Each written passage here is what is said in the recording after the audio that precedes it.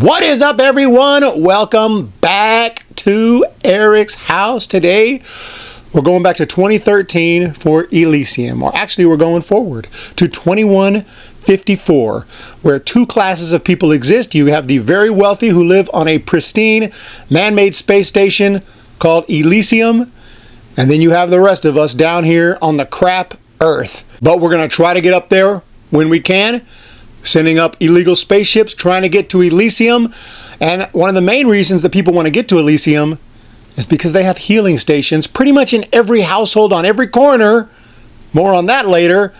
But you just lay in this machine, it scans you. If you got a barcode and you're a citizen of Elysium, boom, it heals you. And I mean, it heals you whatever's wrong with you. And I mean, you could have your face imploded, it will repair your face immediately. But we have Max, played by Matt Damon, in this movie. He agrees to take on a life-threatening mission, one that could bring equality to these polarized worlds. Right off the bat, when you got a picture of Matt Damon looking like that, I definitely got to check this movie out. Now, I did see this in 2013, but I pretty much forgot everything, which is not a good sign for the movie. But I decided to watch it again.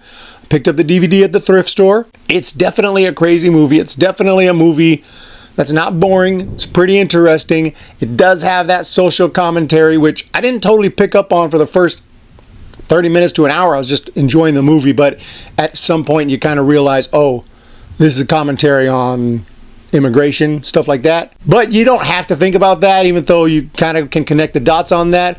It does tell a story that, essentially could be true someday. I don't think 2154, I don't even think by then we're going to have the type of technology in this movie. On the one hand, the technology goes over the top ridiculous, like it ain't going to happen probably ever, much less 2154.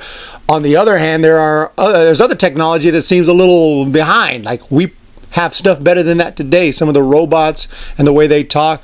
Can I help you? It's like, pretty sure in 2154, robots are going to talk a little more smooth than that, since they already do, with AI. But remember, this is 2013, so AI hadn't even come around yet to where it is today in 2013. But from the beginning of the movie, it's pretty compelling. You have Matt Damon as Max, like I said. He's working at a factory. It's a tough place to work. There's radiation and stuff. It's a dangerous place to work. He has to work there. He has a criminal past. He didn't grow up, with the best mentality as far as that goes, but he seems to be getting better and wanting to do the right thing, not wanting to go back to prison. But he has a lot of associates who are also into illegal activities. And when something goes terribly wrong at work, he's in a situation where he desperately wants to get to Elysium to get to that healing station. And that's pretty much the setup for this movie. There's also a woman involved that he grew up with, and he runs into her. And she has a daughter who is also in need of medical care. So she needs to get to Elysium too. Unfortunately, it's easier said than done.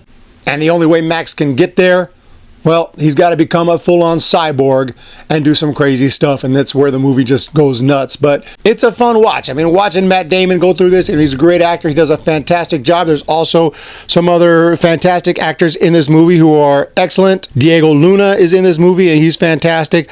There's also, of course, I talked about Jodie Foster. I think she goes a little over the top with her evilness in this movie. Like, whoever she's talking to, whatever the situation, it's never casual. It's always, I completely understand your thoughts on the matter, and that my thinking does not align with yours. I understand that. But when they come for your children, when they come for your homes, very over-dramatized. That's how she talks. Very evil. It's a little bit over the top. But I think the guy who really steals the show in this movie, especially the second half, is the main villain. I mean, I guess Jodie Foster's the main villain, but this is the villain that we're fighting. This is the villain, the physicality with this villain. Sharlto Copley plays him. Now, this is an actor who is from South Africa. He was in District 9, which the same director directed Elysium as District 9.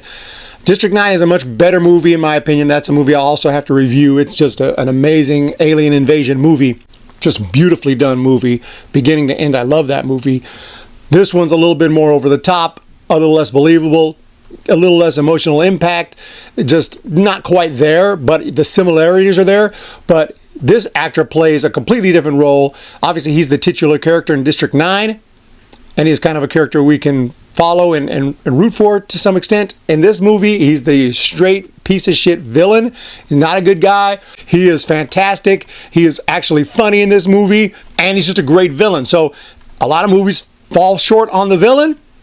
And I said earlier, Jodie Foster was a little over the top, but to me, the villain in this movie is not Jodie Foster. It's definitely Sharlto Copley's character, and he's absolutely phenomenal. So really good acting across the board. A story we can get behind and enjoy. It's just a little bit far-fetched at times. Also, I thought the pacing seemed like, it felt to me like the movie was originally longer. I don't think they cut too many complete scenes out. I'm sure they cut a few, but it felt like they were just cutting. Either this was a director's choice, or the studio had them cut it down to 1:50 from 2 hours 20, because it feels like the scenes are cut short here and there just to kind of get the scenes over with. So if you know what I mean, someone will be moving here and then they'll cut, now he's over there, just to kind of get the scenes over with quicker. They cut them in a way that you don't see, that they don't go very smoothly.